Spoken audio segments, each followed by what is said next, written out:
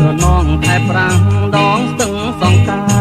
ត្រឯកមានស្នេហ៍មុតទឹងកំសាន្តបងលួចមើលស្រីត្រូវមិត្តទាំងច្រើនធ្វើមិនដេចនឹងបានមុតទឹកជើងស្រីស្រអែ